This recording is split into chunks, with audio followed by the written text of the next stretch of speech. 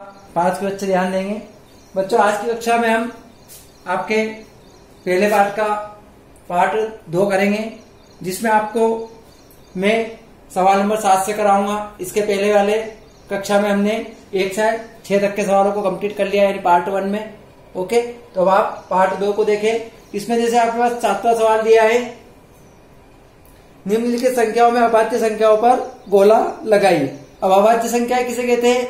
अभाज्य संख्याएं वे कहलाती हैं जो किसी भी पहाड़े में नहीं आती, यानी जब उनका भाग अपन करे तो स्वयं अपने द्वारा ही विभाजित होती है, उनको हम कहते हैं अभाज्य संख्याएं।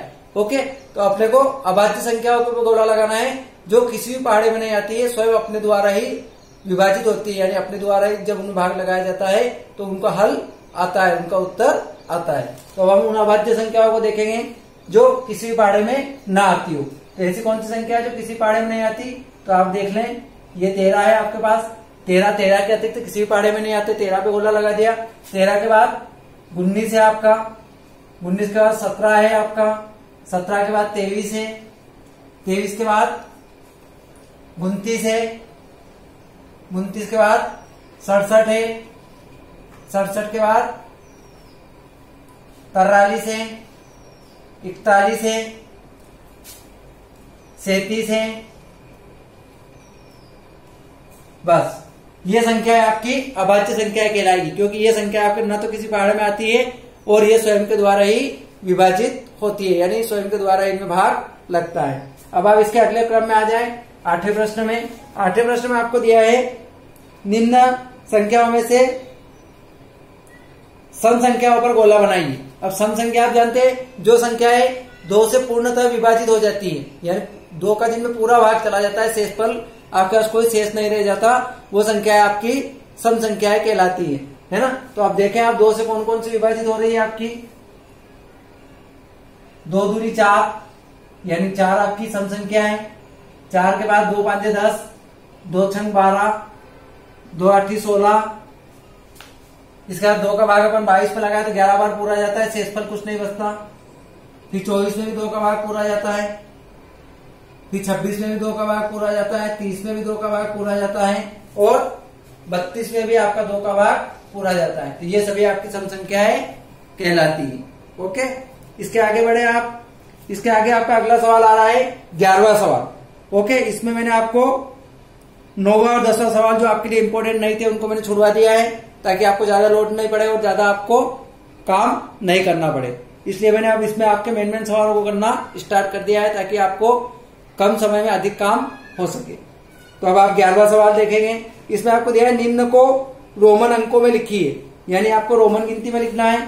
जैसे आपको 64 दिया, 64 को अपन रोमन में कैसे लिखते हैं? अपने को मालूम है कि L का मतलब 50, ओके, X का मतलब 10, तो 50 और 10 कितना हो गया? 60, और 4 आपको लिखना है, तो 4 अपन कैसे लिखते हैं रोमन में? IV, ये आपका 64। ओके, इसी प्रकार 54 अपन कैसे लिखते हैं? L का मतलब 50 और IV, ये आपका 54 हुआ। इसी प्रकार से आपको इसके अगले क्रम के 2 सवालों को और करना है। इसके बाद निम्न में से 11वें सवाल के बाद आप इसके आगे आए, 11वें के बाद आप आए डायरेक्ट आप आ जाएंगे 16वें सवाल में। ओके, 16वें सवाल में आपको क्या दे रखा है? 16वें सवाल में आपको दे रखा है निम्न संख्याओं में निम्न संख्याओं के अभाज्य गुणनखंड ज्ञात कीजिए। आपको गुणनखंड ज्ञात करना है। ओके, तो आपको इस तरह 36 के गुणनखंड ज्ञात करना है। तो 2 दूनी 4, 4 त्रि 12, भारतीय 36, यानी ये आपके अभाज्य गुणनखंड कहलाते हैं। ओके, इसी प्रकार से 29, अभी 29 का मैंने आपको बताया था, 29 आपकी क्या अभाज्य संख्या है जो स्वयं के द्वारा विभाजित होती है ना। तो इसके अभाज्य गुणनखंड कौन से होंगे? 29 गुणित 1 बराबर 29 से करना 29, ये आपका अभाज्य गुणनखंड हुआ। इस प्रकार आप अन्य संख्याओं के गुणनखंड भी करेंगे। ओके, चलो इसके अगले सवाल में देखें आप। अब इसका अगला सवाल आपको मैं बताने जा रहा हूं, देखें आप अच्छी तरह। तो सवाल नंबर 16 के बाद अब आप सवाल नंबर 17 और 18 को देखेंगे। 17 और 18 को आपको किस प्रकार से करना है? इसमें आपको दिया लघुत्तम समापत्ति ज्ञात करना, तो मैंने आपको छोटी संख्या की बजाय बड़ी संख्या वाला सवाल नंबर ख आपको करके बता दिया है। अब आप देखें, आप इस तरह तीनों संख्याओं को लघुत्तम के रूप में लिखें। ओके, उसके बाद तीनों संख्याएं सम है आपकी, यानी 2 का भाग आपका पूरा जाता है ना। अब 2 के बारे में 18 आपके कितनी बार आते हैं, 2 नम 18 आए आपके 18, तो आपने 9 लिख दिया। फिर 2 के बारे में 20 कितनी बार आते हैं, 2 एक करना 2 और 0 यानी 10 बार आते हैं, 2 धाम 20। फिर आपने 2 का लगाया, 2 एक करना 2 और 2 दूनी 4, ये 12 दूना 24, ये 24 आ गए आपके पास। ओके, अगर आपको डायरेक्ट इस तरह करना नहीं आता तो आप 18 में 2 का भाग लगा के देख ले, जो आंसर आता है उसको यहाँ लिख दे। 20 में 2 का भाग लगा के देख ले, जो आंसर आता है उसको यहाँ रख दे। 24 में 2 का भाग लगा के देख ले, जो आंसर आता है उसको यहाँ रख दे। यानी आपको भाग ही करना है एक प्रकार से, पर इसमें एक ही कंडीशन रहती है कि शेषफल आपका नहीं बचना चाहिए, उसी संख्या का भाग आप इसमें लगा सकते हैं। ओके, अब यहाँ पर देखें, अब अगर आप यहाँ 2 से लगाते हैं तो यह इसमें शेषफल एक शेष बच जाएगा, क्योंकि 2 चौक 8 होते हैं, 2 पंजे 10 हो जाएंगे, बड़े हो जाएंगे। तो अपनों इस 9 को ऐसा कैसा रख दिया। अब 2 पंजे 10, 2 छंग 12 है ना। अब इसके बाद फिर अपन आगे बढ़ते हैं, 2 का लगाते हैं तो 2 फिर 9 में नहीं जाता, 9 ऐसे कैसे रख दिए। 5 भी नहीं आता है, 5 भी रख दिए और 2 तिया 6।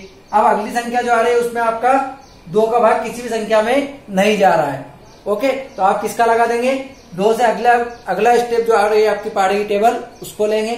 तो 3 की आ रही है आपकी, 3 का लगाया आपनों ने, तो 3 तारीख 9, फिर 5 नहीं आते, 5 आपने ऐसे कैसे रख दिए और 3 आते, 3 करना 3, फिर 3 से लगाया आपने, 3 एकम 3, फिर 5 रख दिए, फिर 1 का 1 रख दिया, फिर आपने डायरेक्ट 5 से लगा दिया 1 1 1। यानी अपने को अनुवाद उस रूप से लेकर करते रहना है जब तक कि अपने पास नीचे आकर 1 न बच जाए। लेकिन पहाड़ा अपन उसी कंडीशन में चेंज करेंगे जब किसी संख्या में, किसी भी संख्या में पहाड़ा उस पहाड़े का भाग नहीं जाता हो। जैसे यहाँ पर आपका 2 का भाग किसी भी पहाड़े में नहीं जा रहा है, इसलिए अपने यहाँ पर पहाड़ा चेंज किया है। लेकिन अगर इस तरह से एक भी संख्या में अगर पहाड़ा जाता है तो आप उसी पहाड़े को लेकर वहां तक चलेंगे जहां तक कि उसमें 1 ना आ जाए।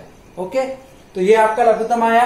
फिर आपने इसके गुणनखंडों को जो आए थे खंड आपके, उनको रख दिया, उन गुणनखंडों का जो गुणा किया तो आपका कितना आया 360। किस प्रकार से किया, 2 में 2 का किया 4 आए, 4 में 2 का किया 8 आए, 8 में 3 का किया 24 आए, 24 में 3 का किया 72 आए, 72 में 5 का गुणा किया आपने तो 360 आए। अब इसी प्रकार से आप इधर आ जाएं सवाल नंबर 18 में, जिसमें आपको महत्तम समावर्तक ज्ञात करना है। इसमें भी आपको सवाल नंबर ख करवा दिया है मैंने, उसमें भी आपको सवाल नंबर ख करवाया है, ताकि बड़ी संख्याओं को आप सीख जाए तो छोटी संख्याओं को आप स्वयं कर लेंगे, है ना। अब आपको इसमें दिए ख वाले में 32 और 56। पहले आप 32 के गुणनखंड करेंगे। ओके, उसको जैसे उसमें खंड किए थे इस तरह इसमें पहले आप खंड करेंगे, लेकिन इसमें अलग अलग संख्याओं के खंड करना होंगे आपको। जैसे पहले 32 का खंड किया आपने तो 16 आए, है ना। 32 का 2 में भाग लगाया तो 16 आए, 16 में 2 का भाग लगाया 8 आए, 8 में 2 का भाग लगाया 4 आए, 4 में 2 का भाग लगाया 2 आए और 2 में 2 का भाग लगाया तो 1 आया। ओके, इसी प्रकार से 2 का 56 में भाग लगाया 28 आए, फिर 2 का 28 में भाग लगाया 14 आए, 2 का 14 में भाग लगाया 7 आए। अब 7 आपकी अभाज्य संख्या है, अभाज्य संख्या स्वयं से विभाजित होती है, इसलिए 7 का 7 में जब भाग लगाया तो अपने पास कितने आए 1 आए। ओके, फिर इन दोनों के जोड़ों को आप यहाँ नीचे रख दे, 2 गुणित 2 गुणित 2 गुणित 2 गुणित 2, इनके बाद इनका गुणा करके देख ले। 2 दूनी 4, 4 का 2 में करेंगे तो 4 दूनी 8, 8 का 2 में करेंगे 16, 16 में 2 का करेंगे तो 32, यानी आपका ये वाला गुणनखंड सही है। इसके बाद अगला गुणनखंड देखें, 2 दूनी 4, 4 दूनी 8, 8 सती 56, यानी आपके 56 आ चुके हैं ऑलरेडी, ये गुणनखंड भी आपका सही है। यानी जो आप जिसका खंड कर रहे हैं वो आपका आंसर आ जाना चाहिए, तो ये आपका गुणनखंड सही है। जब आपका गुणनखंड सही आ जाए तो आप फिर क्या करेंगे, इनमें ये देखेंगे कि दोनों संख्याएं किस पहाड़े में यानी दोनों में क्या क्या मिल रहा है, उनको आप जोड़ा बना देंगे। यानी जैसे ये दोनों आपके मिल रहे हैं, नीचे भी 2 है ऊपर भी 2 है, ये एक जोड़ा बना दिया आपने। फिर यहां पर भी आपके दोनों मिल रहे हैं, ये एक जोड़ा बना दिया। फिर यहां पर भी आपके दोनों मिल रहे हैं, ये जोड़ा बना दिया। ओके, अब इसके आगे देखें आप, अब यहाँ पर आपका 2 बार 2 बचे हैं और यहाँ आपका 7 बचा है ना। लेकिन आप इनको जो बचे हैं उनको उसी तरह छोड़ दें और जो आपके जोड़े बने उन जोड़ों में से एक एक को उठाकर नीचे रख ले। जैसे इन दोनों का 1 2 रख दिया आपने, फिर इन दोनों का भी 1 2 रख दें आप, और इन दोनों का भी 1 2 रख दें और इनका आपस में गुणा कर दें। 2 दूनी 4, 4 दूनी 8 है ना, तो 8 आपका क्या हो जाएगा महत्तम समावर्तक। इस तरह आपको महत्तम समावर्तक ज्ञात करना है। ओके, तो ये था आपका 17 और 18 सवाल 16 के बाद। इसके बाद मैं आपको इसी क्रम में आगे बढ़ाते हुए अब कौन सा सवाल आपके लिए इम्पोर्टेंट है उसको करवा रहा हूं। आप उसको देखेंगे कि अगला सवाल कौन सा होगा आपका।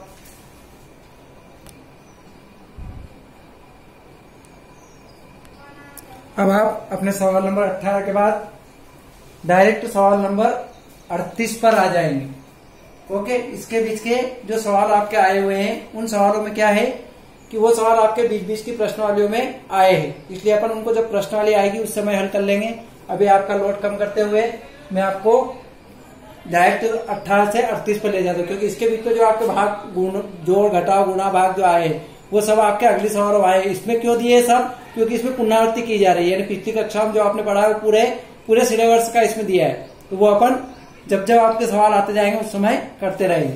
अभी आपका जो नया आया है उसको देख ले आप, तो आप सवाल नंबर 38 पर आए है ना, तो 18 के बाद आप 38 पर आए। अब यहाँ पर आपको दिया है 7 लीटर 40 मिली, यानी आपको 7 लीटर 40 मिली को काय में बदलना है, मिली में बदलना है। ओके, तो आप देखें अब आपका सूत्र बनता है 1 लीटर बराबर 1000 मिलीलीटर। क्या बनता है, 1 लीटर बराबर कितना होता है, 1000 मिली। ओके, तो आप 1 लीटर की जगह लिखते हैं 7 लीटर बराबर 7 गुणित 1000 मिली प्लस 40 मिली जो आपको दे रखा है उसको प्लस कर देंगे। ओके, फिर उसके बाद जब आप 7 का 1000 से गुणा करेंगे 7000 मिली प्लस 40 मिली आपको दे रखा है, तो आपका टोटल कितना हो जाएगा 7040 मिली लीटर। यही आपका आंसर हो जाएगा। बस आपको ध्यान ये रखना है कि यहाँ पर आपको सूत्र लगाना है 1 लीटर बराबर 1000 मिलीलीटर। इसी प्रकार से 39वें सवाल में आपको मिली से लीटर में बदलना है, तो मिली से लीटर बदलने के लिए अपन इसके सूत्र में चेंजेस करते हैं, यानी यहाँ पर अपनों ने सूत्र में क्या किया था, गुणा किया था। काहे के लिए किया था, क्योंकि इसको अपने को मिली में बदलना था। अब यहाँ मिली से अपन लीटर में बदलेंगे, लीटर में बदलने के लिए अपने क्या करना होगा, भाग लगाना होगा। ओके, तो अब आप भाग लगाएंगे, तो भाग लगाने के लिए आपको क्या करना होगा, 1000 मिली बराबर 1 लीटर। ओके, सूत्र उल्टा कर दिया आपने। अब सूत्र उल्टा करने के बाद आपको लिखना है 2170 जो आपका सवाल उसने दिया है 2170 मिली भागित 1000 मिली। इस 1000 का आपको भाग लगाना है ना। 2170 मिली में आपने 1000 का भाग लगाया 1000 मिली का। ओके, तो जब आप 1000 मिली का भाग लगाएंगे तो आपके पास, मैं आपको बता देता हूं भाग का भी आसान तरीका।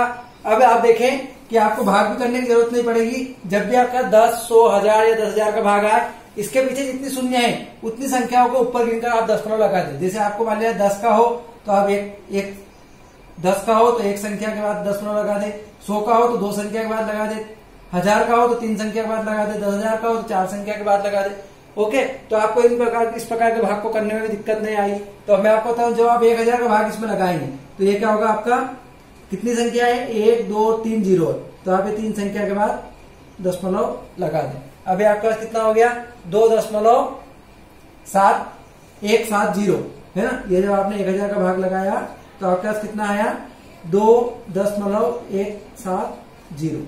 ओके, इस 2.170 का आपने जब लीटर से लीटर में बांटा तो कितना हो गया आपके पास, 2 लीटर 170 मिलीलीटर।